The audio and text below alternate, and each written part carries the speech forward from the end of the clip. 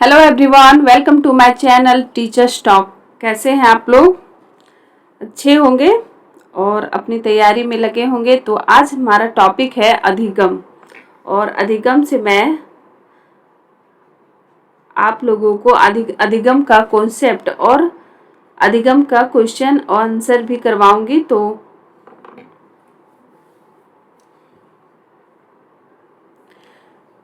Hello guys, welcome.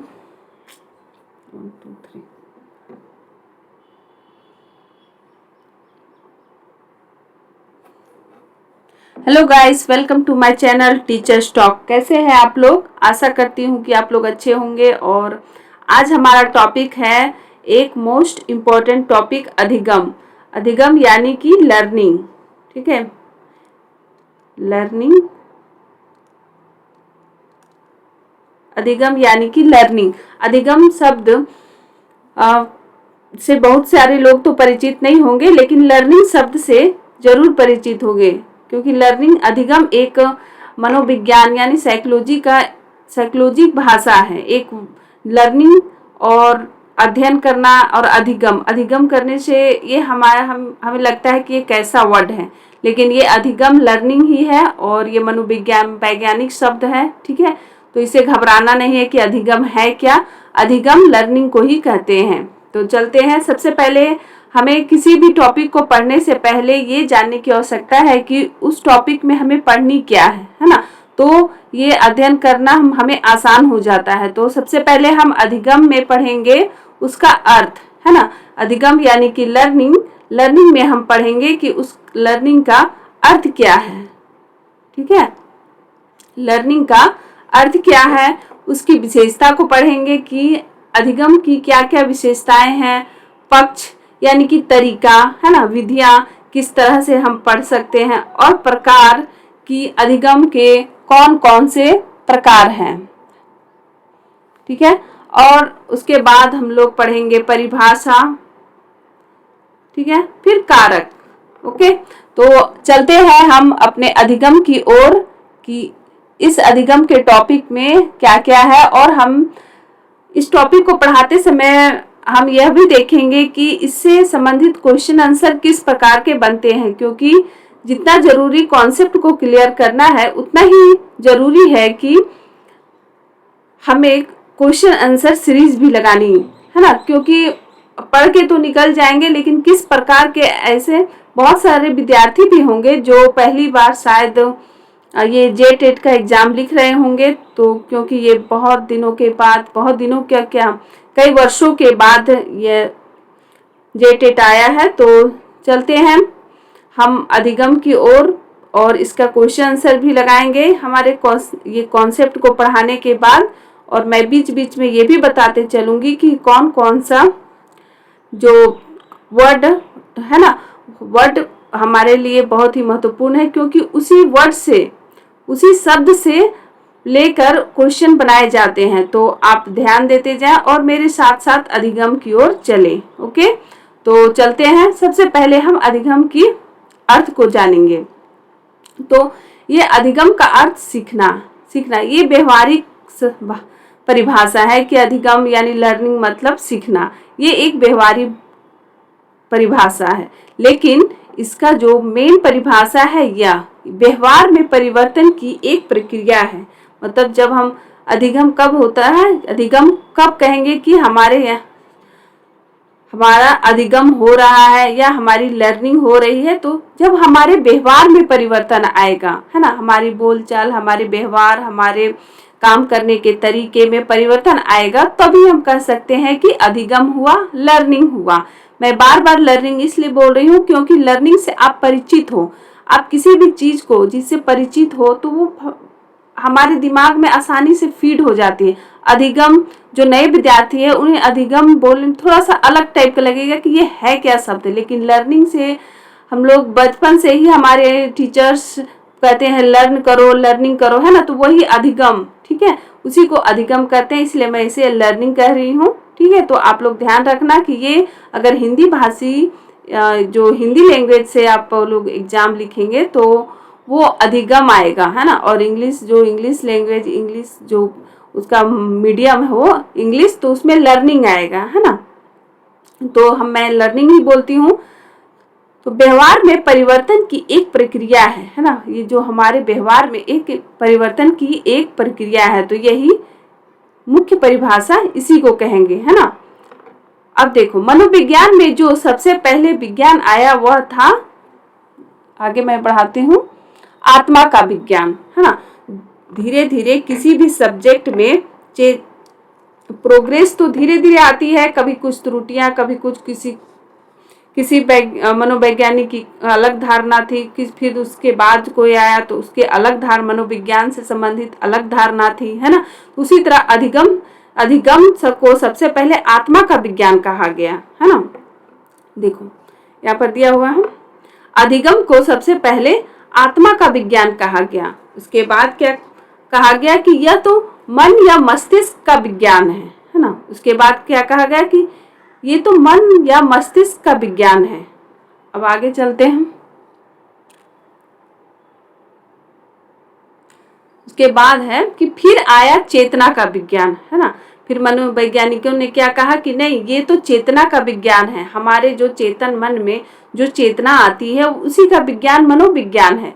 फिर वो कहा गया कि नहीं, ये तो वर्तमान में जो हमारा विज्ञान चल रहा है, मनोविज्ञान चल रहा है, उसे कहा गया वह है व्यवहार का विज्ञान, है ना।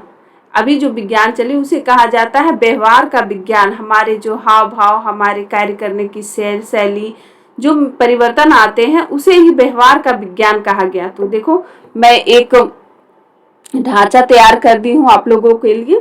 देखिए, सबसे पहले हमारा आया आत्मा का विज्ञान। आत्मा के विज्ञान के बाद मन या मस्तिष्क का विज्ञान, और उसके बाद आई चेतना का विज्ञान, उसके बाद व्यवहार का विज्ञान। ठीक है, तो अभी जो वर्तमान में चल रहा है वह है व्यवहार का विज्ञान। अब देखो, अब हमारा यहाँ से एमसीक्यू का कुछ कॉन्सेप्ट आ जाएंगे। देखो, व्यवहार का विज्ञान को लाने वाले थे जेवी वॉटसन, है ना। जो व्यवहार का विज्ञान जो वर्तमान में जो विज्ञान है उसके जन्मदाता कौन है? जेवी वॉटसन। लेकिन 1905 में, आप लोग को अगर हिस्ट्री के छात्र हैं, एसएसटी वाले विद्यार्थी, वो मुझे बता सकते हैं कि 1905 में कौन सी घटना घटी थी। ठीक है, अगर आप किन्हीं को आता है तो आप कमेंट सेक्शन में जरूर लिखें, और मैं इस चैनल में आपको एसएसटी की पूरी एमसीक्यू तैयारी करवाऊंगी। अभी तो आप लोगों को एनसीईआरटी या जेसीईआरटी यानी कि झारखंड स्टेट जो अपनी पुस्तक चलाती है गवर्नमेंट स्कूलों में, उससे जो कॉन्सेप्ट तैयार होगा, दोनों बुक को पढ़ने के बाद इम्पोर्टेंट क्वेश्चन की मैं सीरीज ला रही हूँ। तो आप मेरे चैनल को जरूर सब्सक्राइब करें, ताकि मैं एग्जाम के नज़दीक आते आते सारे क्वेश्चन आंसर करवा दूं। क्योंकि अभी पूरी बुक जो 6 to 12 तक की बुक पॉसिबल नहीं है कि इतनी जल्दी आप पढ़ सकोगे और उसे अपने ध्यान में रख सकोगे। पढ़ना तो आसान है कि रीडिंग डालिए, लेकिन उसे अपने माइंड में फीड करना उतनी ही आवश्यक है, क्योंकि हमें क्वेश्चन आंसर लगानी है। ठीक है, तो मैं क्वेश्चन आंसर सीरीज के जरिए ही आप लोगों को पूरी तैयारी करवाऊंगी। तो मेरे चैनल को सब्सक्राइब कर लो। ठीक है, तो अब 1905 ईस्वी में एक मनोवैज्ञानिक है, ये जेबी वॉटसन कौन थे? मनोवैज्ञानिक थे। ठीक है,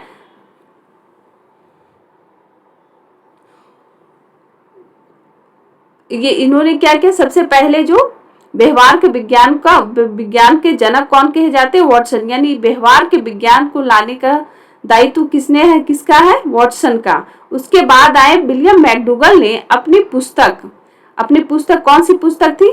आउटलाइन ऑफ साइकोलॉजी, है ना। इस पुस्तक में तो ये भी प्रश्न आ सकता है कि आउटलाइन ऑफ साइकोलॉजी किसकी पुस्तक है? यानी मनोविज्ञान की अवधारणा, ये हिंदी में उसी आउटलाइन ऑफ साइकोलॉजी की ही ये हिंदी में है ना। मनोविज्ञान की अवधारणा पुस्तक जो है वो मैकडूगल की है। ठीक है, तो वो उसमें क्या हुआ कि व्यवहारवाद को जो व्यवहार के अध्ययन के बाद जो वाद निकला उसे व्यवहारवाद को अच्छी तरह डिस्क्राइब किया, है, उसका वर्णन किया अपनी कौन सी पुस्तक में, आउटलाइन ऑफ साइकोलॉजी में, यानी मनोविज्ञान की अवधारणा में।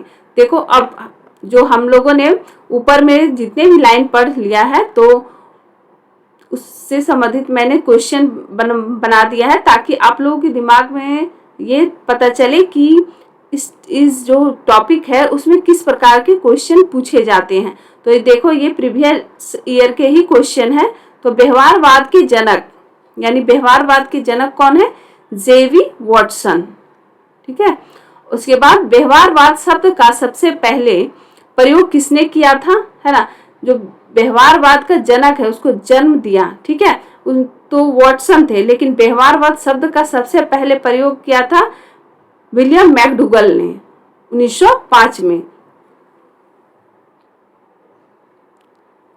और देखो तीसरा है कि व्यवहारवाद, देखो कितने तीनों में ही है, कितने कंफ्यूजिंग है। व्यवहारवाद के जनक जेवी वॉटसन, और व्यवहारवाद शब्द का सबसे पहले प्रयोग किसने किया था, देखो व्यवहारवाद शब्द का सबसे पहले प्रयोग किसने किया था, विलियम मैकडूगल ने, कब, 1905 में। अब नेक्स्ट है व्यवहारवाद का विज्ञान, है ना, मनोविज्ञान को व्यवहारवाद का विज्ञान किसने कहा था, तो जेवी वॉटसन ने। अब हम लोग कुछ परिभाषा पढ़ते हैं क्योंकि कुछ परिभाषा भी आएंगे। तो सबसे पहले देखते हैं कि परिभाषा जो है अधिगम की, ठीक है,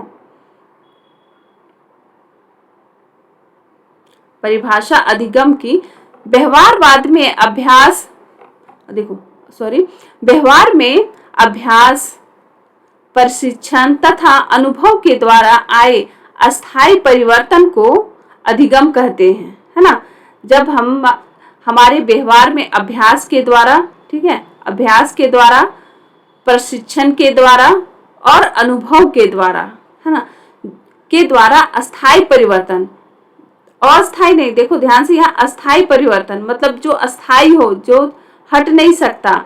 जैसे होता है ना कंप्यूटर में कि एक होता है कि मेमोरी जो वर्टाइल मेमोरी होता है, ठीक है, रोम रैम होता है ना, कि रोम और रैम में दो तरह की मेमोरी होती है। एक में है कि कुछ भी है तो वो रह जाएगी, है ना, रोम में, और रैम में क्या होती है कि उसकी मेमोरी अगर उसका कनेक्शन कटा तो उसके सारे जो जितने डॉक्यूमेंट्स है वो उड़ जाते हैं। तो रोम और रैम के बारे में आप एग्जाम्पल के तौर समझ सकते हैं कि वो अस्थायी मेमोरी है ना, रोम है, ठीक है।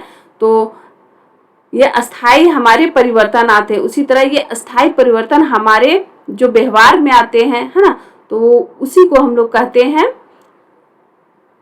अधिगम, ठीक है, अधिगम यानी कि लर्निंग।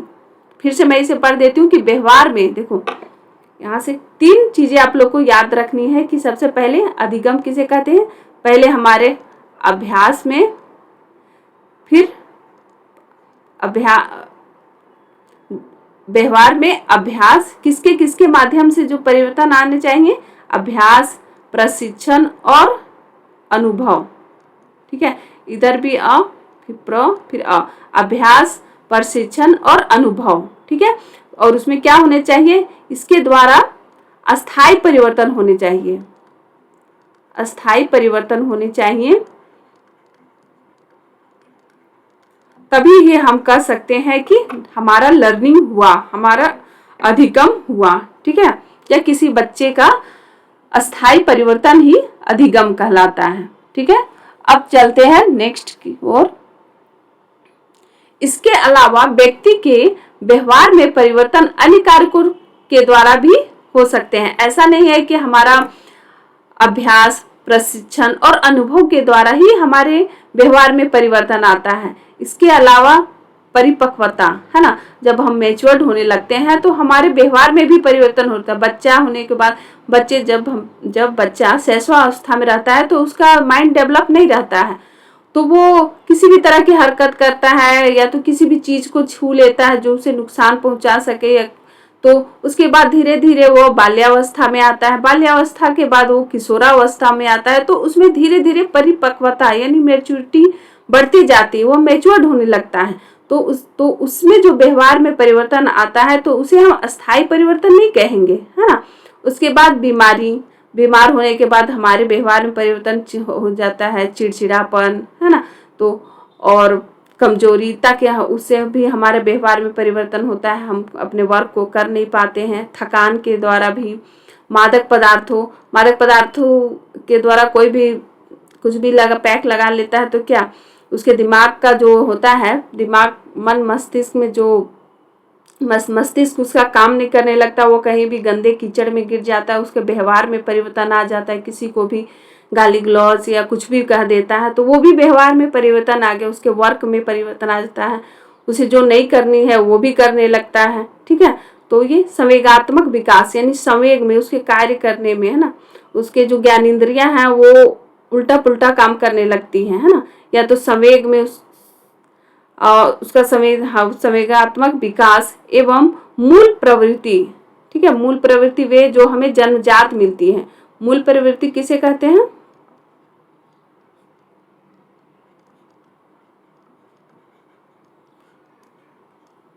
जो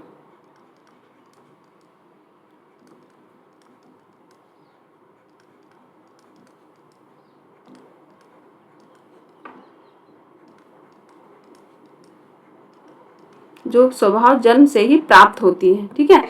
मूल प्रवृत्ति उसे कहते हैं जो जन्म से ही हमारे व्यवहार में होती है ना, तो उसे ही मूल प्रवृत्ति कहते हैं। तो आती है, पर यह अस्थायी होती है। जो ये सब है, परिपक्वता, बीमारी, थकान, मादक पदार्थ, संवेगात्मक विकास एवं मूल प्रवृत्ति से जो परिवर्तन आती है उसे हम अस्थायी परिवर्तन कहते हैं, है ना। तो उसे हम अधिगम या लर्निंग नहीं कहेंगे। अब देखो, अब इसका क्वेश्चन आंसर लगाओ। ये PYQ है, ये पिछले एग्जाम, किसी कॉम्पिटेटिव एग्जाम में ये पूछे गए थे। तो देखो, ये परिपक्वता के द्वारा व्यवहार में आया परिवर्तन अधिगम कहलाता है। तो आप लोग बताइए, इससे पहले अगर ध्यान से आप लोग पढ़ चुके होंगे तो आपको इस क्वेश्चन का आंसर पता हो गया होगा। तो देखिए, अगर नहीं पता है तो मैं बताती हूँ। देखो, परिपक्वता के द्वारा, ये कुछ भी नहीं है, परिपक्वता के द्वारा व्यवहार में आया परिवर्तन अधिगम कहलाता है। तो परिपक्वता के द्वारा हमारे व्यवहार में परिवर्तन किन किन कारणों से आता है? मैंने बताया था ट्रिक, ये तो आपके दिमाग में रहेगा। प्र और था ना। अ से अभ्यास,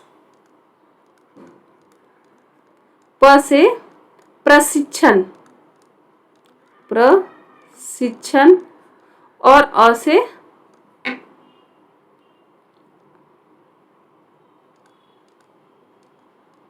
अनुभव, ठीक है। देखो, अभ्यास क्या, जब हम किसी भी चीज को पढ़ते हैं, मान लो 6 क्लास की NCERT 7 या कोई भी बुक पढ़ते हैं, तो बार बार हम अभ्यास करते हैं, तभी ना वो हमारे दिमाग में एक फीड होकर एक अस्थायी परिवर्तन हो जाता है। तभी हम कहते हैं कि ये अधिगम हुआ। प्रशिक्षण, जब हम B.Ed कर रहे होते हैं, है ना, तो B.Ed का क्या हम लोगों ने प्रशिक्षण लिया, तभी मैं इस B.Ed M.Ed किया मैंने, तो मैंने उसके बाद प्रशिक्षण लेने के बाद ही आप लोगों को पढ़ा चुकी हूँ, तो पढ़ा रही हूँ, है ना, पढ़ा रही हूँ। तो ये मेरे प्रशिक्षण के द्वारा ही मेरे में जो व्यवहार में परिवर्तन आया, मुझे सीखने को मिला, और जो मैं सीखी हूँ वो आप लोगों के सामने डिलीवर कर रही हूँ, तो वही प्रशिक्षण हुआ, ठीक है। तो ये भी प्रशिक्षण और अनुभव, है ना, मेरे M.Ed या B.Ed करने के दौरान जो मुझे अनुभव प्राप्त हुआ, है ना, अध्ययन करवाने का जो अनुभव प्राप्त हुआ कि बच्चे को किस तरह उसके दिमाग को समझना है। हर बच्चे में अलग अलग प्रोग्रेस होती है, कोई मंद बुद्धि का होता है, कोई तीक्ष्ण बुद्धि का होता है, कोई मीडियम होता है ना। तो उसे जानने को मौका मिला, है ना।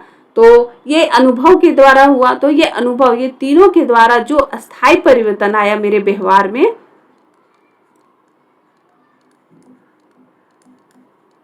अस्थायी मतलब अभी मैंने रैम और रोम के बारे में बताया था कि एक वर्टाइल मेमोरी होती है और एक अनवर्टाइल मेमोरी होती है ना। तो उसी प्रकार ये अस्थायी परिवर्तन है, ना कि अस्थायी, ठीक है। तो ये क्या होगा, और परिपक्वता, थकान, देखो ये क्वेश्चन में क्या पूछा गया है, अगर ये तीनों वर्ड होते तो कह सकते कि अस्थायी परिवर्तन तब हुआ, तब अधिगम हुआ, लेकिन ये है परिपक्वता। उसके इससे पहले मैंने बताया ना, परिपक्वता, थकान, बीमारी आदि की वजह से अगर व्यवहार में परिवर्तन आए तो क्या वो अधिगम कहलाता है? तो इसका क्या हो जाएगा? नहीं। ठीक है, ये अधिगम नहीं है, ये लर्निंग नहीं है।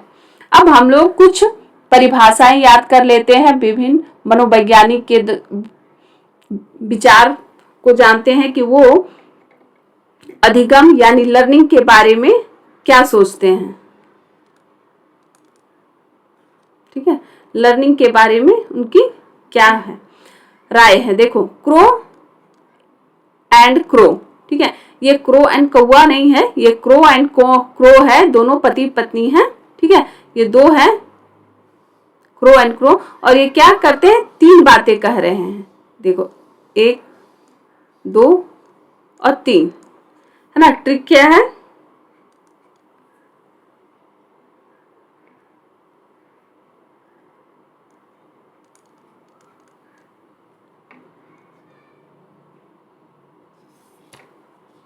ट्रिक क्या है? देखो,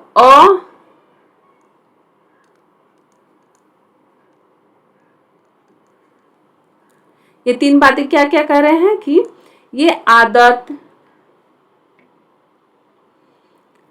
अभिवृत्ति और ज्ञान का अर्जन करना ही अधिगम है। तो ये क्रो एंड क्रो, दो जो पति पत्नी है, ये तीन बातें क्या कर रहे हैं? देखो, ट्रिक मैं अभी आप लोग को अच्छे से बता देती हूँ।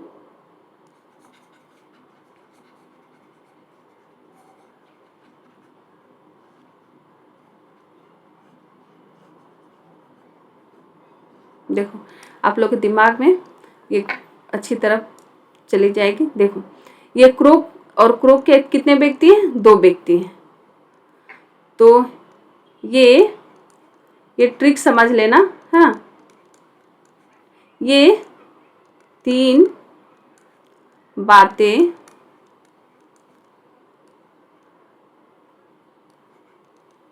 आज कर रहे हैं। तो क्या बातें कर रहे हैं? देखो, आज से हो गया आदत, और यहाँ हो गया, अभी मैं दूसरा चेंज कर लेती हूँ।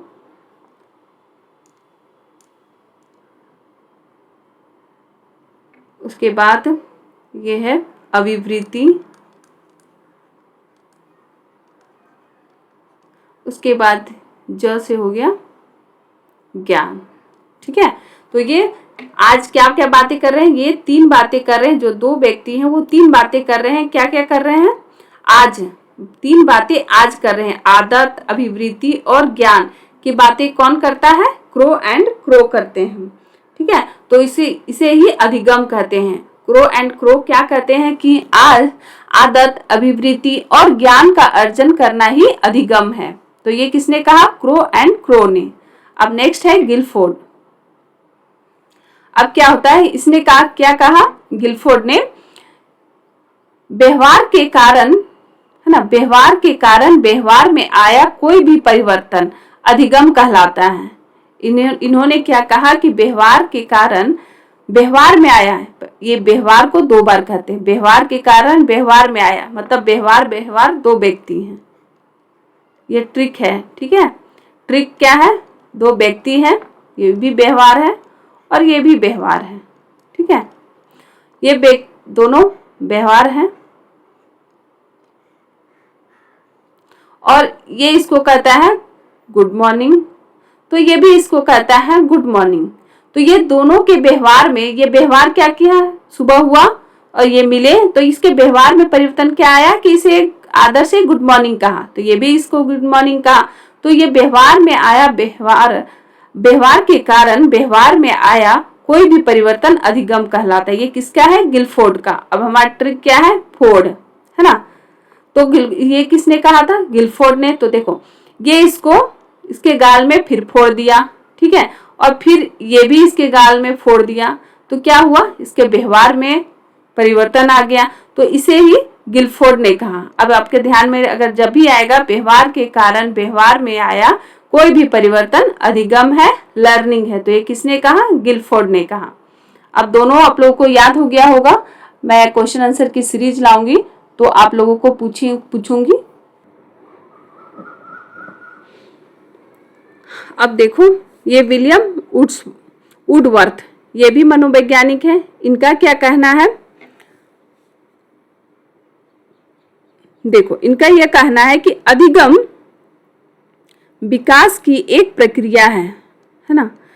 इनका क्या कहना है कि अधिगम जो लर्निंग है एक विकास की प्रक्रिया है, कि हमारे व्यवहार में जो विकास होता है, मतलब शैशवावस्था, बाल्यावस्था और किशोरावस्था, उसके बाद प्रौढ़ावस्था, जो हमारे व्यवहार में जो विकास होता है उसे ही वुडवर्थ कहते हैं, है ना, उसे ही अधिगम कहते हैं। ये किसने कहा? वुडवर्थ ने कहा। तो देखो, यहाँ भी वह है, यहाँ भी वह है, तो ये वह समझ लो कि इसने विकास को ही मेन प्रक्रिया माना है। विकास की एक प्रक्रिया है। अधिगम क्या है? विकास की एक प्रक्रिया है। अब सेकेंड नंबर क्या है? नवीन ज्ञान। इन्होंने दो परिभाषाएं दी। एक परिभाषा में उसने विकास की एक प्रक्रिया कहा, लर्निंग को, और दूसरे में क्या कहा कि नवीन ज्ञान, कोई भी नया ज्ञान एवं नवीन। इसमें देखो, इसमें भी वो दो बार आया है। इसमें विकास समझ लेना, ट्रिक समझ लेना, ठीक है। देखो, विलियम, यहाँ विलियम आया, विकास की एक प्रक्रिया है, तो किसने कहा? विलियम वुडवर्थ ने। मैं इसलिए बता रही हूँ कि जब मैं पढ़ा रही हूँ और आप लोगों को इस तरह से बताऊंगी तो आप लोगों के दिमाग में तुरंत क्लिक कर जाएगी कि मैम ने इस तरह ट्रिक से बताया था कि यह विलियम और विकास की प्रक्रिया है। वरना मैं ऐसे पढ़ के या बता के निकल जाऊंगी तो आप लोग के दिमाग में एक समय के लिए तो याद रहेगी, लेकिन उसके बाद भूल जाएगी। तो किसी से रिलेट करके आप चीज़ों को याद कीजिएगा तो आसानी से वो चीज़ याद रहेंगी। तो देखो, अब नेक्स्ट में इसने क्या कहा कि नवीन, इन्होंने क्या कहा वुडवर्थ साहब ने कि नवीन ज्ञान एवं नवीन प्रतिक्रिया। नवीन ज्ञान हम लोग किसी भी चीज को, नया ज्ञान को सीखते हैं तो उसमें हम लोग नवीन प्रतिक्रिया दिखाते हैं। जैसे मान लो बच्चा वो स्कूल गया तो उसे कुछ चीजें सीखता है, वो टीचर्स के द्वारा बताया हुए चीजों को वो सीखता है। किसी चीज के बारे में मैम बताई तो वो तुरंत अपने घर आता है और अपनी प्रतिक्रिया जारी करता है, अपनी मम्मी से कहता है या अपने किसी भी, खास करके मम्मी ही ज्यादा, बच्चों लोगों के मम्मी ज़्यादा करीब होती है, तो वो अपने आते ही स्कूल से घर पहुंचने के देरी नहीं और अपनी प्रतिक्रिया जारी करता है कि मम्मी आज टीचर्स ने ये बताया, वो बताया। मतलब वो जब तक से वो पूरी अपनी प्रतिक्रिया अपनी मम्मी के पास नहीं रखता है तब तक उसे शांति नहीं मिलती है। तो वही हुआ कि नवीन ज्ञान एवं नवीन प्रतिक्रिया का अर्जन करना। जो मैम के द्वारा जो प्रतिक्रिया अर्जन किया था वो तो अपने मम्मी के पास बता दिया, लेकिन वो वही है कि नवीन ज्ञान और नवीन प्रतिक्रिया का अर्जन करना ही वुडवर्थ साहब अधिगम कहते हैं। उसी को लर्निंग कहते हैं कि बच्चा कुछ सीखा, लर्न किया, ठीक है। अब बी.एफ. स्किनर, ठीक है। अब हम लोग बी.एफ. स्किनर के बारे में इनका क्या कथन है इसके बारे में हम लोग याद करते हैं। देखो, मनोविज्ञान में कई स्किनर हैं। यहाँ पर है बी.एफ. स्किनर, है ना। मनोविज्ञान जब हम पढ़ते हैं तो उसमें 3 स्किनर आते हैं। एक आते हैं चार्ल्स स्किनर, ये क्वेश्चन भी आया हुआ था, है ना, कि देखो, ये एक बार सीटेट में क्वेश्चन भी आया था कि क्रिया प्रसूत अनुबंधन का सिद्धांत किसने दिया। तो उसमें क्या हुआ था कि ऑप्शन में क्या क्या आए थे कि चार्ल्स स्किनर,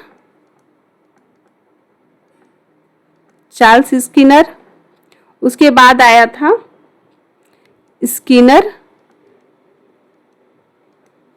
उसके बाद आया था बी.एफ. स्किनर, है ना। देखो, ये तीनों अलग अलग व्यक्ति हैं, लेकिन सबसे लास्ट में इनका स्किनर ही है। तो ये जो सीटेट में जो प्रश्न आया था वो इस प्रकार आया था कि क्रिया प्रसूत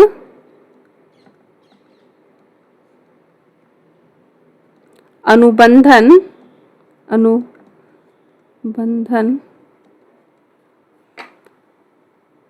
का सिद्धांत किसने दिया?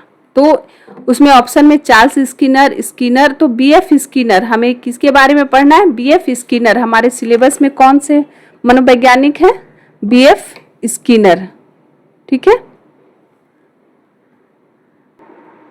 ये क्रिया प्रसूत अनुबंधन का सिद्धांत, ठीक ना। ये आया क्या? क्रिया प्रसूत अनुबंधन का सिद्धांत। अब नेक्स्ट चलते हैं बीएफ। अब देखो, अब हम लोग याद करने की कोशिश करते हैं कि मैंने जो पढ़ाया है उसे फिर एक बार मैं रिव्यू करती हूँ और आप लोगों को ध्यान में रखना है कि मैंने किन किन, अभी तक से मैंने 4 मनोवैज्ञानिक के बारे में उनके परिभाषा को बताया। तो देखो, सबसे पहले किसने कहा, किसे बताया मैंने? Crow and crow. अब अपनी मेमोरी में बताइए कि क्रो एंड क्रो ने क्या कहा। उसके बाद मैंने क्या बताया आप लोगों को? गिलफोर्ड। आप लोगों को मैं इतने ट्रिक से बताऊंगी ना कि आप लोग एग्जाम में जाओगे तो मुझे जरूर याद करोगे और वहां पर अपने आंसर को सॉल्व करोगे। तो देखो, एक विलियम वुडवर्थ ये भी थे, और एक थे बीएफ स्किनर। ठीक है, जिसने क्या? क्रिया प्रसूत अनुबंधन सिद्धांत दिया। तो देखो, गिलफोर्ड ने क्या बताए थे? 3 बातें कब बताई थी? आज बताई थी। तो देखो, आज बताई थी तो क्या है? अभ्यास। मैं फिर से रिकॉल करवा रही हूं, अभ्यास है ना। उसके बाद बताइए अभिवृत्ति, उसके बाद ज्ञान। ठीक है, ज्ञान। ये 3 बातें बताई थी कि हमारे व्यवहार में कब परिवर्तन आएगा? जब अभ्यास करेंगे, है ना। जब हमारे अभ्यास, अभिवृत्ति और ज्ञान से जो परिवर्तन आएगा उसे अभी हम अधिगम कहेंगे। हमारे व्यवहार में अभ्यास, अभिवृत्ति और ज्ञान, ठीक है, ज्ञान का अर्जन करना ही अधिगम है। ठीक है, अब ये है क्या? गिलफोर्ड ने क्या कहा था कि व्यवहार के कारण व्यवहार में, है ना। फोर्ड वाला बताए थे कि व्यवहार के कारण व्यवहार में 2 व्यक्ति हैं और व्यवहार के कारण व्यवहार में जो परिवर्तन आएगा उसे, उसकी परिभाषा किसने दी? गिलफोर्ड ने। तो ये नहीं, एक इसके गाल में एक बार फोड़ा, इसके गाल में एक बार फोड़ा, तो इसके व्यवहार में परिवर्तन आ गया। तो इसे, इसकी परिभाषा किसने दी? गिलफोर्ड ने।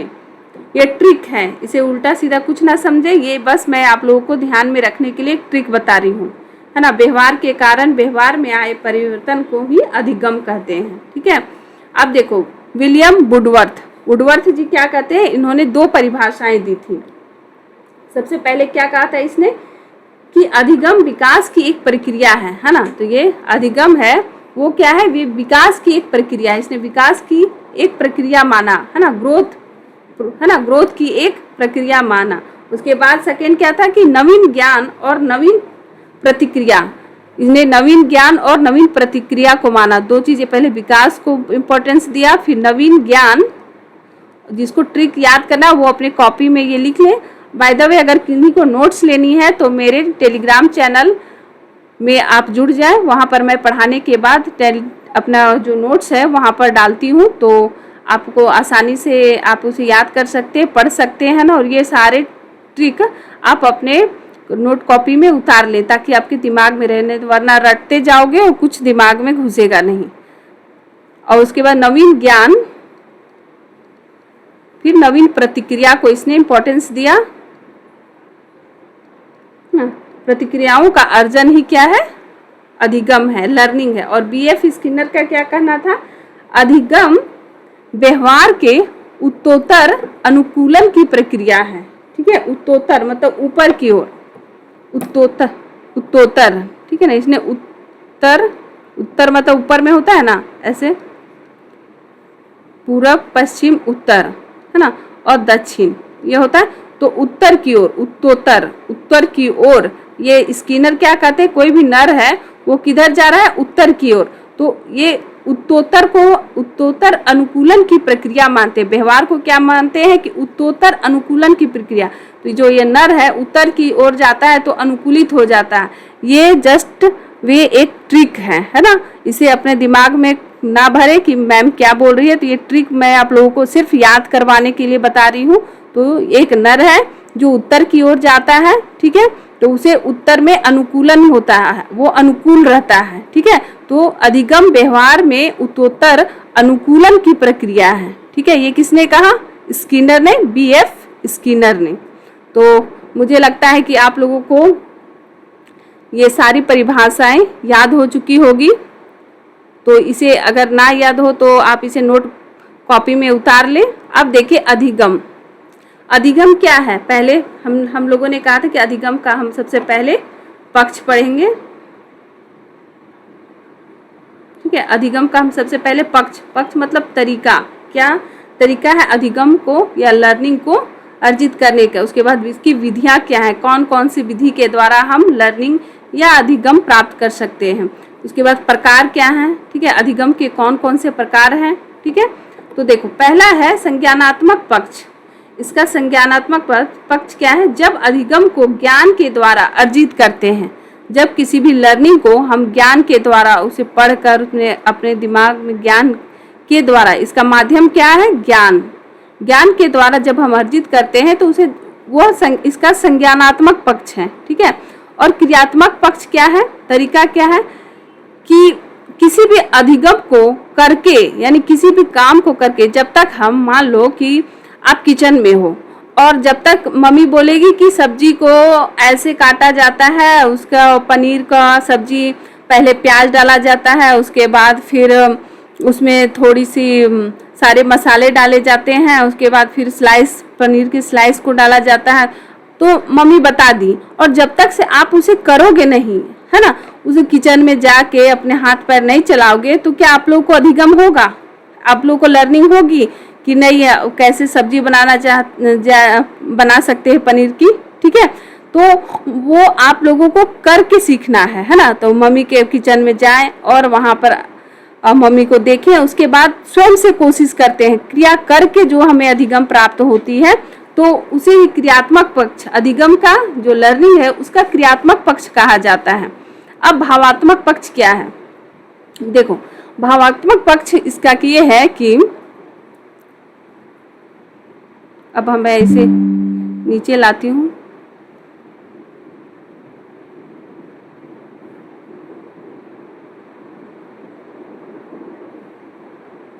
देखो भावात्मक पक्ष क्या कर रहा है कि जब अधिगम दूसरे की भावनाओं से सीखते हैं, है ना, दूसरे की भावनाओं से सीखते हैं, उसे भावात्मक पक्ष कहा जाता है। जैसे मान लो कि कोई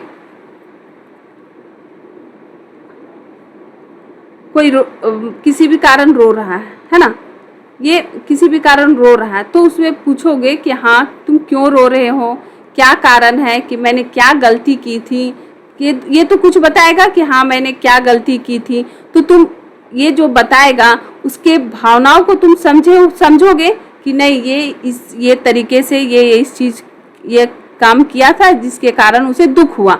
तो इसको भाव को तुम उसको तो पकड़ नहीं सकते, उसके भाव को ना ही छू सकते हो, तो उसको सिर्फ समझ सकते हो उसकी भावनाओं को। तो ये भावनात्मक पक्ष से जो हमें अधिगम प्राप्त होता है या तरीका है ये, तो वो भावनात्मक पक्ष कहते हैं। उस जो माध्यम को भावनात्मक पक्ष कहते हैं, ठीक है। मुझे आशा है कि आप लोगों को समझ में आ रही होगी अच्छी तरह से। अब नेक्स्ट चलते हैं, इसके हम विधियां को बाद में पढ़ेंगे। सबसे पहले हम इसके इसके प्रकार को पढ़ते हैं। देखिए गामक अधिगम को क्या बोलते हैं? मोटर लर्निंग, ठीक है, या शारीरिक। इसे गामक को क्या कहते हैं ये भी आप याद रखें, कुछ एग्जाम में आपको यही मिलेगा। गामक अधिगम मतलब गामक मतलब ये शारीरिक यानी शरीर से संबंधित है, गामक का अर्थ शारीरिक होता है। तो देखो ये मनोवैज्ञानिक शब्द हैं, ठीक है, मनोविज्ञान के ये शब्दावलियां हैं। तो ये सब भी आप लोगों को याद रखनी है। जैसे संज्ञानात्मक पक्ष, है ना, ये संज्ञान से संज्ञान से संबंधित है, हमारे ज्ञानेंद्रियों से संबंधित है। ठीक है, तो ये गामक यानी शारीरिक, शरीर की विभिन्न क्रियाओं द्वारा जब हम अधिगम करते हैं तो उसे शारीरिक या गामक अधिगम कहते हैं। यानी कि जब हम शरीर के विभिन्न अंगों के द्वारा कोई भी क्रिया करते हैं और जिससे हमें जो अधिगम प्राप्त होता है यानी कोई लर्निंग होती है तो उसे ही हम गामक अधिगम कहते हैं। ठीक है, तो चलो हम इसे अब प्रतिबोधनात्मक अधिगम क्या होता है इसके बारे में आप लोगों को मैं डिस्क्राइब करती हूँ। तो अब मैं इसे नेक्स्ट स्लाइड पर ले चलती हूँ ताकि आप लोगों को अच्छी तरह से ये समझ में आ जाए। अब हम लोग अधिगम के प्रकार की ओर चलते हैं। ठीक है, अब हम पढ़ते हैं कि अधिगम यानी लर्निंग के टाइप्स ऑफ लर्निंग।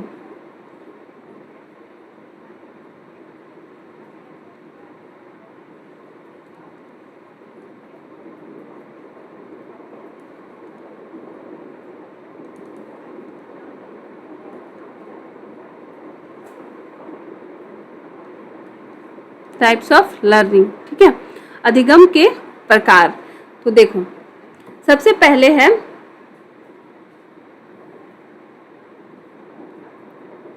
गामक अधिगम। गामक अधिगम क्या है?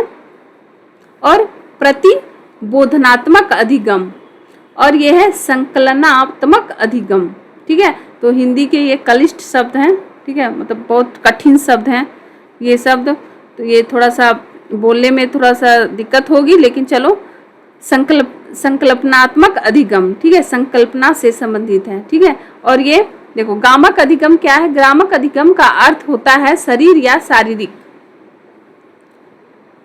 ये गामक का अर्थ होता है शरीर या शारीरिक से संबंधित है।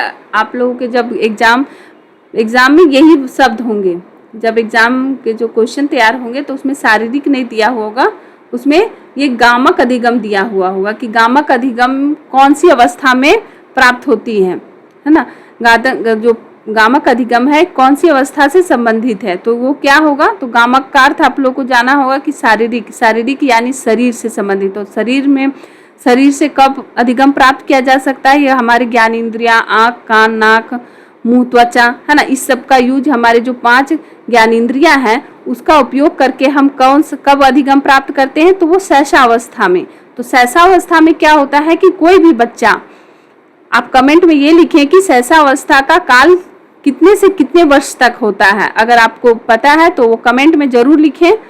तो नेक्स्ट आगे मैं चलती हूँ कि गामक अधिगम सहसावस्था में मुख्य रूप से होती है क्योंकि ये शरीर से, जब कोई बच्चा है ना, बच्चा जब छोटा होता है तो वो किसी भी चीज को देखता है तो वो फटाफट से उसे छूने की कोशिश करता है या अपने मुंह में लेता है। आपके घर में अगर कोई बच्चा है तो आप उसे देखना कि वो किसी भी चीज को देखेगा तो वो फटाफट दौड़ेगा उसको पकड़ने के लिए, और अगर छोटा बच्चा है तो घसकते हुए वो अपने हाथों को फट लेगा या तो हाथ से उठाने के बाद डायरेक्ट वो मुंह में डालेगा। उसे पता नहीं है कि ये मेरे लिए खराब है कि अच्छी है।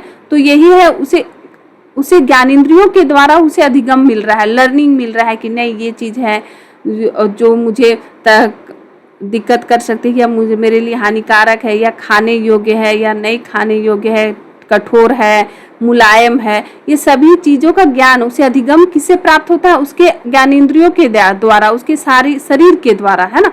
तो आगे देखो मैंने नोट्स में क्या लिखा है, समझाने को तो मैंने समझा दिया आप लोगों को। तो अब देखो, गामक का अर्थ होता है शरीर या शारीरिक। व्यक्ति यानी बच्चा ना, कोई भी बच्चा, व्यक्ति कहना ठीक नहीं होगा, बच्चा जब अपने अगर ये नोट्स आप लेना चाहे तो उसमें ये सुधार लेना कि व्यक्ति नहीं होगा, बच्चा। ठीक है, क्योंकि हम लोग ये सहसावस्था की बात कर रहे हैं। कोई भी बच्चा जब अपने शरीर के द्वारा विभिन्न प्रकार की क्रिया करता है, शरीर के द्वारा विभिन्न प्रकार की क्रिया करता है तो वह क्रिया कहलाती है, क्या कहलाती है? गामक क्रिया।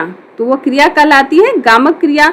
जब कोई, देखो उदाहरण के लिए मैंने भी ये बता दिया है, उदाहरण के लिए जब देखो कोई भी बच्चा होता है, ये मान लो मेरे बच्चे का फोटो बना दिया है ना, ये बच्चा है, थोड़ी थोड़ी बाल इसके आए हुए हैं, ये बच्चा है। ये बच्चा है और ये बच्चा देख रहा है कि यहाँ पर ये लॉलीपॉप रखी हुई है ना, ये लॉलीपॉप रखी हुई है, तो ये घसकते हुए इधर से आएगा, है ना, ये घिसकते घिसकते यहाँ पर आएगा और फटाक से लिए लॉलीपॉप को पकड़ेगा, लॉलीपॉप ले लेगा और इसे क्या करेगा, मुंह में डालेगा, है ना। तो ये इसे पूरी तरह से ये इसे ज्ञान नहीं है कि ये क्या है, खाने का है या कुछ भी है, लेकिन ये लॉलीपॉप जैसे मुंह में डालेगा तो उसे मीठा लगेगा या तो उसे टेस्ट का अनुभव होगा कि ये खट्टा है कि मीठा है, तो इसी के द्वारा उसे अधिगम प्राप्त होगा, है ना।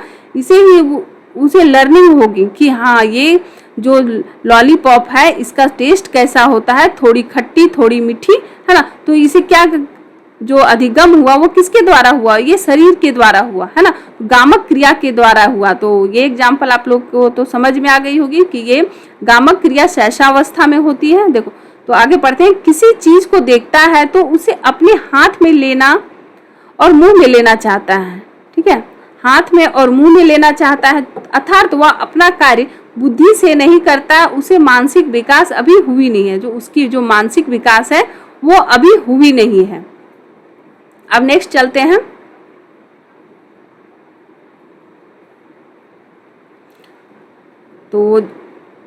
तो अभी किस ऐसा अवस्था में जो मानसिक विकास हुई नहीं है वो शरीर के द्वारा या गामक क्रियाओं के द्वारा ही वो लर्निंग प्राप्त करता है, उसे ही गामक अधिगम कहते हैं। तो ये गामक अधिगम कहाँ पर आता है, शैशवावस्था में। तो मैं बता देती हूँ कि शैशवावस्था, अभी नहीं बताऊंगी, आप कमेंट में जरूर लिखें कि शैशवावस्था का कार्यकाल क्या होता है। अब देखो, प्रतिबोधनात्मक मतलब बोध होता है इसमें, ठीक है, बोधनात्मक अधिगम, यानी बोधनात्मक को यह भी कह सकते हैं संप्रत्यय, यानी कॉन्सेप्ट बिल्ट होता है ना।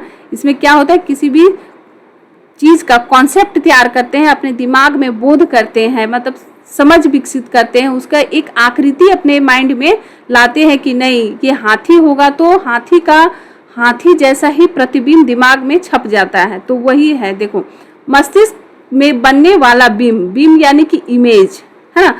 जब हम किसी हाथी को देखते हैं, देखो मेरे ये हाथी कैसे बने हुए हैं, जब किसी हाथी को देखते हैं तो हमारे दिमाग में एक बिंब बन जाती है। तो ये अवस्था कब है, प्रतिबोधनात्मक अवस्था। किस अवस्था को बोलते हैं, बाल्य अवस्था में ये अधिगम होती है। जो प्रतिबोधनात्मक अधिगम होती है वो किस अवस्था में होती है, बाल्य अवस्था में। तो आगे चलते हैं, देखो ये संप्रदाय यानी कि कॉन्सेप्ट, किसी भी चीज की अपने माइंड में इमेज बना लेना, अर्थात जब बच्चा किसी विषय को ऐसे पढ़ता है जिस प्रकार किसी वस्तु की बिंब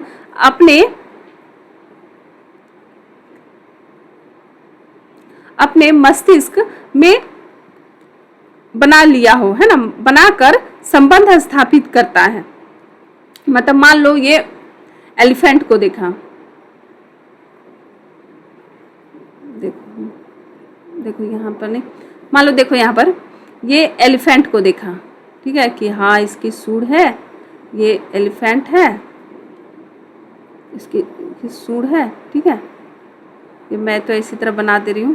देखो ये एलिफेंट को देखा, ठीक है, तो ये प्रतिबिंब किसी दूसरे से ये कॉन्सेप्ट में अपने बना रहा है कि जिराफ को देखा, ठीक है, जिराफ को देखा कि जिराफ भी इसी तरह रहता है, ठीक है, जिराफ की भी सूंड होती है ना लंबी, तो ये जिराफ को देखा तो ये बिंब बना लिया कि नहीं ये हाथी, इसके माइंड में कि हाथी की ये आकृति होती है और ये जिराफ की ये आकृति होती है, ठीक ना, ये हाथी। तो जो बाल्यावस्था में जो इमेज बनती है उसे ही क्या कहते हैं, प्रतिबोधनात्मक अधिगम। जो अधिगम प्राप्त करता है उसे कहते हैं प्रतिबोधनात्मक अधिगम, यानी संप्रत्यय, कॉन्सेप्ट। इसमें क्या याद रखना है, कॉन्सेप्ट, है ना, बिंब तैयार करता है, एक इमेज तैयार हो जाता है उसके मस्तिष्क में। अब देखो संकल्पनात्मक अधिगम, है ना। अब देखो संकल्पना यानी सामान्य भाषा में उसे कल्पना कहा जाता है। सामान्य भाषा में क्या कहते हैं, उसे कल्पना, ठीक है, किसी भी चीज के बारे में सोचना, कल्पना करना, अपने दिमाग में ख्याली पुलाव बनाते रहना, उसे ही कल्पना कहते हैं, ठीक है। और तो ये कब आती है, किशोरावस्था में, ठीक है। ये किशोरावस्था को क्या कहा जाता है, इसे बसंत की अवस्था भी कहा जाता है। जब मैं अवस्था पढ़ाऊंगी, ठीक है। तभी मैं सभी के बारे विशेषता भी बताऊंगी, जैसे शैशवावस्था का कार्यकाल कितना कैसे कितना रहता है, बाल्यावस्था का, किशोरावस्था का, इन सबों की विशेषता क्या होती है। तो ये मोस्ट इम्पॉर्टेंट टॉपिक है आपके JTET के लिए। तो मेरे चैनल को सब्सक्राइब करें और लाइक करें, और कमेंट में ये भी लिखें कि किशोरावस्था का कार्यकाल कितने वर्ष से कितने वर्ष तक होती है ना। तो किशोरावस्था को क्या कहते हैं, बसंत ऋतु की अवस्था कहते हैं। इसमें बहुत सारे मन में क्या बोलते हैं, मन में नए नए ख्याल आते रहते हैं कि मैं ये कर लूँगा, मैं वो कर लूँगा। यही है किशोरावस्था की विशेषता, है ना। बहुत सारी उलझनें रहती हैं कि क्या करूँ क्या ना करूँ, ठीक है। अपने करियर को बनाने से संबंधित या कुछ भी हो, ये किशोरावस्था में होती है। जैसे ही बच्चे देखो आगे पढ़ते हैं। जैसे ही बच्चे मस्तिष्क का विकास, यानी जैसे ही बच्चों के माइंड का विकास होता है, ग्रोथ होता है, तो उसके बाद बच्चा किसी भी विषय वस्तु को देखता है ना। किसी भी विषय वस्तु को देखता है तो उसके मस्तिष्क पर विभिन्न प्रकार की कल्पनाएं आती है, यानी किसी भी विषय वस्तु को, किसी भी चीज को देखा तो उससे मस्तिष्क पर कुछ उसके बारे में कुछ समझ विकसित होती है कि ये क्या है, ये व्यक्ति है, इसका व्यवहार कैसा है, इसकी चाल ढाल कैसी है, कैसा कपड़ा पहना है, कहाँ का कपड़ा पहना है, कौन सी घड़ी पहनी है। तो ये क्या है, इसके मस्तिष्क में बहुत सारी चीज़ें आने लगती है, बहुत सारी कल्पना भी करने लगती है कि ये कहाँ का होगा, ये इतना अच्छा है, वो लगता है वो अमीर घर का होगा, ये गरीब होगा। इसके पहनावा से लेकर हर चीज़ को देखकर ये कल्पना करने लगता है ना। कल्पनाएं आती है। वो कल्पनाएं ये दर्शाती है कि बालक का मस्तिष्क विकास की चरम सीमा पर है। मतलब उसे कल्पना, उसके बारे में सोचने की उसमें प्रवृत्ति आ जाती है, उसमें सोचने की एक क्या बोलते ज्ञान आ जाता है। तो उसे ही कहते हैं संकल्पनात्मक अधिगम, है ना। मतलब उसमें समझ बूझ या तो समझ विकसित हो जाती है, उसे ही संकल्पनात्मक अधिगम कहते हैं। अब देखो ये वेरी इंपॉर्टेंट है, ठीक है, इसे रट जाना। देखो गामक अधिगम कब होता है, गामक अधिगम किसके द्वारा होता है, अनुकरण विधि द्वारा, है ना। अनुकरण बार बार कोई बच्चा एक ही देखता है कि माँ वहाँ पर अपने कपड़े रखती है या किसी भी चीज को रखती है, तो बच्चा अनुकरण करता है कि तुरंत वहाँ जानता है कि मम्मी यहाँ पर कुछ खाने का चीज रखी है तो मैं भी यहाँ पर जाऊँगा, ठीक है। तो वो अनुकरण करता है। तो ये क्या कब होता है, शैशवावस्था में। तो मैं जिन्होंने अगर कमेंट में नहीं लिखा है तो वो जान ले कि शैशवावस्था का काल कब होता है, जन्म से 5 से 6 वर्ष तक। कुछ जो मनोवैज्ञानिक है 5 वर्ष मानते हैं और कुछ 6 वर्ष। तो आप 5 या 6 अगर ऑप्शन में जो भी होगा तो वो आप लगा सकते हैं। अब प्रतिबोधनात्मक अधिगम, ये क्या होता है, प्रयत्न एवं भूल, ठीक है। और इसमें कब होता है, बाल्यावस्था में। तो बाल्यावस्था का काल कब है, 6 से 12 वर्ष की उम्र, ठीक है। उसके बाद संकल्पनात्मक अधिगम, यानी ये सूझबूझ, उसमें समझ विकसित हो जाती है। प्रयत्न, कभी ट्राई, है ना, और भूल कर देता है, ट्राई करता है फिर भूल जाता है, ठीक है। तो ये हो गया। किशोरावस्था में क्या होती है, सूझबूझ, संकल्पना, उसमें किसी भी चीज़ को सोचने समझने, उसके में खामियां निकालने की सारी जो मस्तिष्क में जो विकास होता है उसे ही संकल्पनात्मक अधिगम कहते हैं, उसे लर्निंग कहते हैं। तो ये होता है किशोरावस्था में। तो किशोरावस्था का काल क्या होता है, 12 से 18, ठीक है। अब बोलू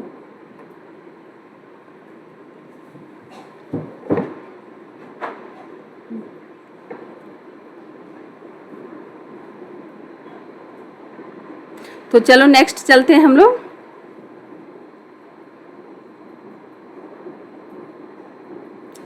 अब देखो शैशवावस्था में क्या होता है, शैशवावस्था में छोटे छोटे बच्चे, देखो ये क्वेश्चन है, ठीक है, ये क्वेश्चन है, क्वेश्चन लगाते हैं ताकि आप लोग को समझ में आई कि नहीं। तो देखो शैशवावस्था में छोटे छोटे बच्चे किन क्रियाओं द्वारा सीखते हैं, तो किन क्रियाओं द्वारा सीखते हैं, तो अनुकरण विधि द्वारा। इसे क्या बोलते हैं, गामक अधिगम, ठीक है। अनुकरण विधि द्वारा सीखते हैं जिसे हम लोग गामक अधिगम कहते हैं। अब हम लोग अधिगम की विशेषताएं पढ़ते हैं कि अधिगम की क्या क्या विशेषताएं हैं, ये भी इम्पोर्टेंट है। देखो अधिगम एक प्रक्रिया है, जो लर्निंग है एक प्रक्रिया के द्वारा गुजरती है, ठीक है। तो इसीलिए इसे एक प्रक्रिया कहा गया है, ठीक है।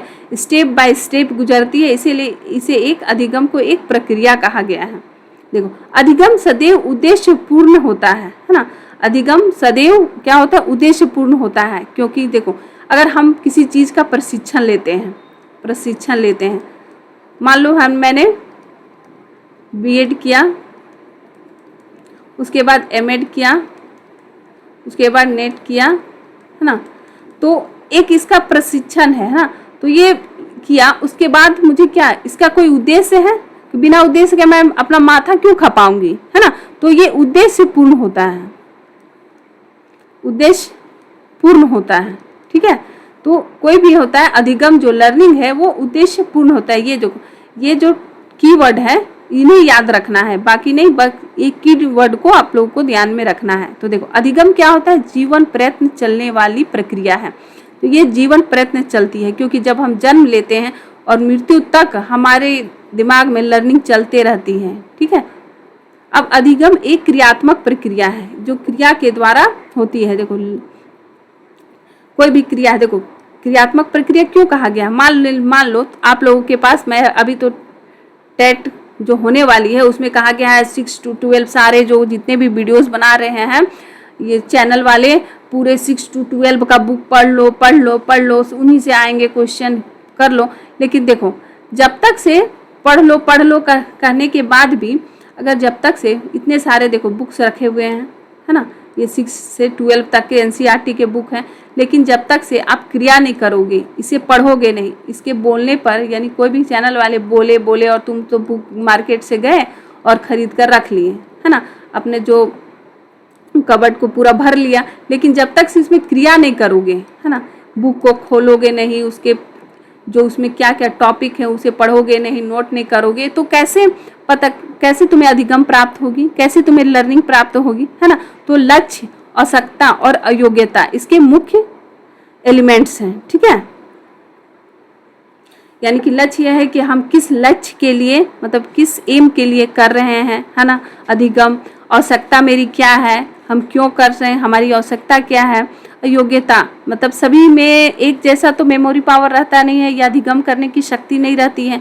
तो योग्यता के अनुसार कोई 1 घंटा में 10 टॉपिक पढ़ लेगा, कोई 1 घंटा में 2 ही टॉपिक में अटका रहेगा। तो ये योग्यता भी सबकी अलग अलग है, तो यही कहा गया है। अब देखो, अधिगम सकारात्मक या नकारात्मक दोनों प्रकार के हो सकते हैं, है ना। अधिगम या तो पॉजिटिव वे में भी जा सकती है या नेगेटिव वे में भी जा सकती है। अब देखो,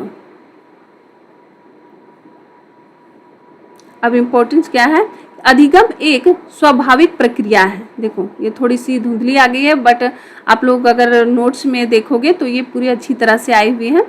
अधिगम एक स्वाभाविक प्रक्रिया है ना, मूल प्रवृत्ति है, ठीक है। ये अधिगम सभी में होती है, चाहे वो थोड़ी, देखो सॉरी, अधिगम एक स्वाभाविक प्रक्रिया नहीं है, ये स्वाभाविक प्रक्रिया नहीं है, इसे हमें लेनी पड़ती है, हमें लर्न करना पड़ता है। अधिगम को जो लर्निंग है, लर्निंग को लर्न करना पड़ता है, सीखना पड़ता है, ठीक है। तो लर्निंग है को लर्न करना पड़ता है, हमें सीखना पड़ता है। इसीलिए स्वाभाविक प्रक्रिया नहीं है कि हमें जन्मजात, हमें कोई ऐसे विद्यार्थी हैं या तो बच्चे हैं जिसे जन्मजात ही तीक्ष्ण बुद्धि के होते हैं, लेकिन 99%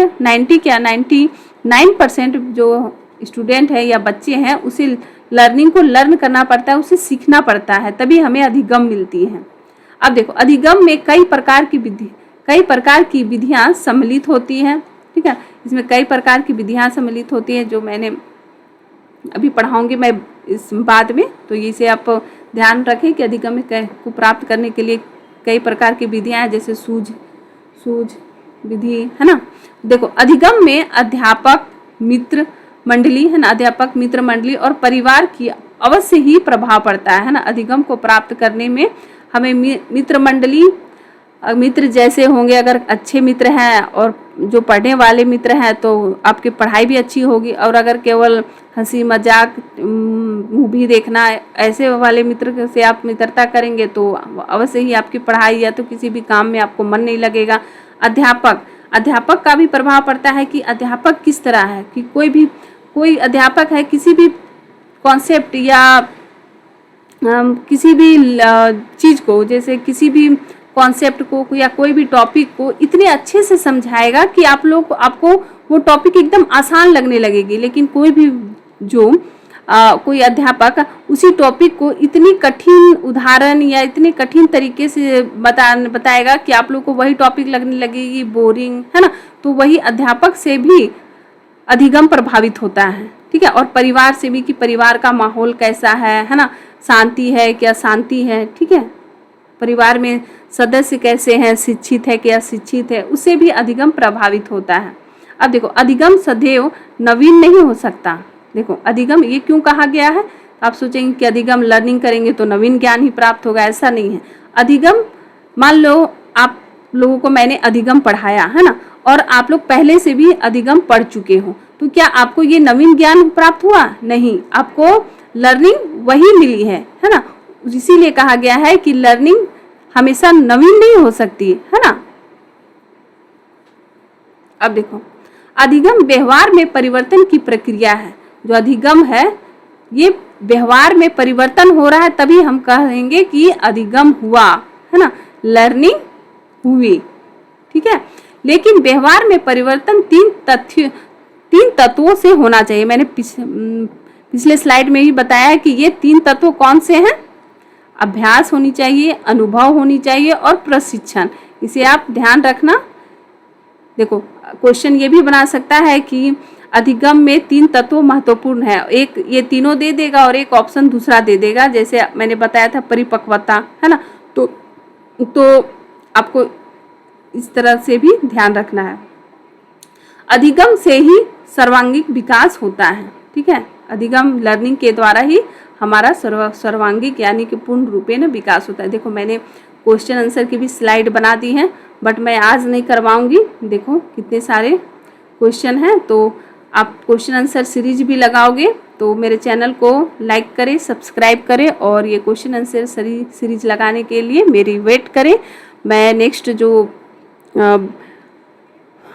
आप लोग को टॉपिक दूंगी उसमें क्या अधिगम के जो बचे हुए जो टॉपिक हैं उसे पढ़ाऊंगी। उससे पहले मैं ये क्वेश्चन आंसर की सीरीज आप लोग को करवा दूंगी, ताकि जिन लर्निंग की जो अधिगम की जितने भी चीज़ें मैं पढ़ाई हूँ उसका आप लोग क्वेश्चन आंसर लगा के अपना रिमेम्बर कर सके। तो थैंक यू वेरी मच।